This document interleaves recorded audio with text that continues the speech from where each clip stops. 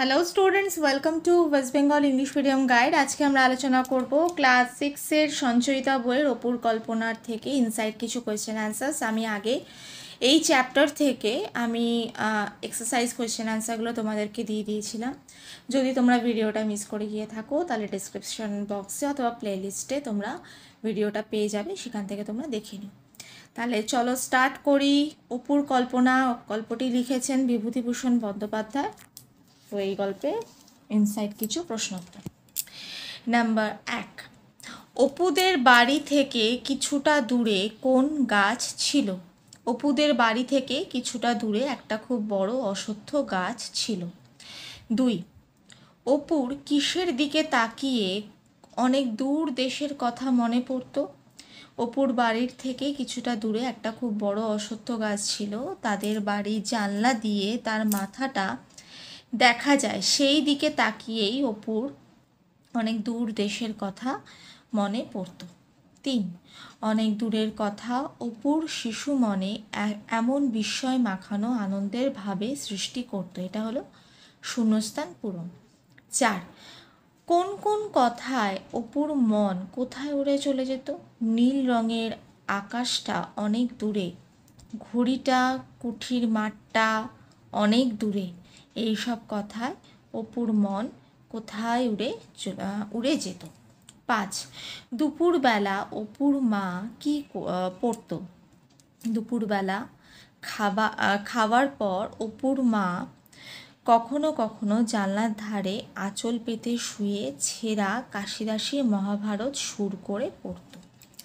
6, বাড়ির দ্বারে নারকেল গাছটিতে কোন পাখি ডাকত?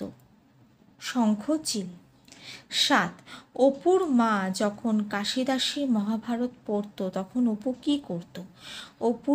অপু তখন তার মায়ের কাছে বসে হাতের লেখা ক খ লিখতে লিখতে একমনে মায়ের মুখের মহাভারত পড়া শুনত। 8, অপু তার মায়ের কাছে কোন গল্প শুনতে চাইতো? অপু তার মায়ের কাছে অন্নদামঙ্গলের হরিহরের ঘুঁটে কুড়ানোর গল্প শুনতে চাইতো। 9, মহাভারতের সব চরিত্রের মধ্যে অপুর কোন চরিত্রটি সবচেয়ে বেশি ভালো লাগে? মহাভারতের সব চরিত্রের মধ্যে অপুর কর্ণের চরিত্রটি সবচেয়ে বেশি ভালো লাগে। 10, কেন অপুর কর্ণের চরিত্র খুব ভালো লাগে? কর্ণের প্রতি অপুর মনে এক মমতা জন্মায়, কারণ তার রথের চাকা মাটিতে পুঁতে গিয়েছিল। প্রাণপণে সেই চাকা তোলবার তিনি চেষ্টা করছেন। নিরস্ত্র, অসহায়, বিপন্ন অবস্থায় কর্ণ অর্জুনের কাছে অনুরোধ মিনতি করলেও তা অর্জুন উপেক্ষা করে তাকে মেরে ফেলেন। সেই কারণেই কর্ণের প্রতি অপুর মনে মায়া তৈরি হয় এবং সে তার একটি প্রিয় চরিত্রে পরিণত হয়। 11, অপুর শিশু দৃষ্টি অস্পষ্টভাবে কোন কোন পথের সন্ধান পেত? জীবন পথের যে দিক মানুষের চোখের জল, দীনতায়, মৃত্যুতে, আশাহত ব্যর্থতায়, বেদনায় করুণ, পুরনো বইখানার ছেঁড়া পাতার ভরপুর গন্ধে, মায়ের মুখের মিষ্টি সুরে, রৌদ্র ভরা দুপুরের মায়া অঙ্গুলি নির্দেশে তার শিশু দৃষ্টি অস্পষ্টভাবে সে পথের সন্ধান পেত। 13, বাইরে রোয়াকে এসে অপুর অশ্বত্থ গাছটির কোন কোন রূপ দেখতে পেত? কখনো কড়া চৈত্র বৈশাখের রৌদ্রে গাছটার মাথায় ধোয়া ধোয়া অস্পষ্ট রূপ সে দেখতে পেত, আবার কখনো বিকালের রাঙা রোদ মাখানো গাছটার মাথা জড়িয়ে থাকত। 14, চিরদিনের কৃপার পাত্র কর্ণ। কেন অপুর এ কথা মনে হয়েছে? তাই এই যে উত্তরটা, এটা তোমরা এই 10 নম্বরের যে অ্যান্সারটা সেটাই তোমরা লিখে দিও, কোনো অসুবিধা হবে না। লাস্টে শুধু এটা অ্যাড করো যে এই কারণে কর্ণকে চিরদিনের কৃপার পাত্র বলে অপু মনে করে। ঠিক আছে, নেক্সট হচ্ছে 15, কেন অপুর দৃষ্টিতে অর্জুন নয় কর্ণকে বিজয়ী বলে মনে হয়েছে? অর্জুন রথের ওপর বিরাজমান হয়ে বাণ ছুঁড়ে তার বিপন্ন শত্রুকে নাশ করে রাজ্য পেল, মান পেল, কিন্তু কর্ণ সকল মানুষের চিরকাল চোখের জলে জেগে থাকবে, মানুষের বেদনায় অনুভূতিতে বিরাজ করবে, তাই অপুর মতে কর্ণ বিজয়ী। 16, তাহার মনে হয় যুদ্ধ জিনিসটা মহাভারতে বড় কম লেখা আছে।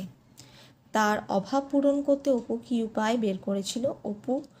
অপুর একটা বাখারি, সরি এখানে রটা হবে না, অপু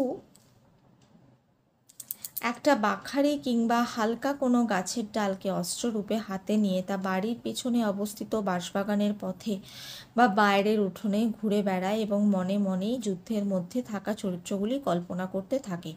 এইভাবে সে মহাভারতের অভাব নিজে কল্পনা শক্তির সাহায্যে পূরণ করে।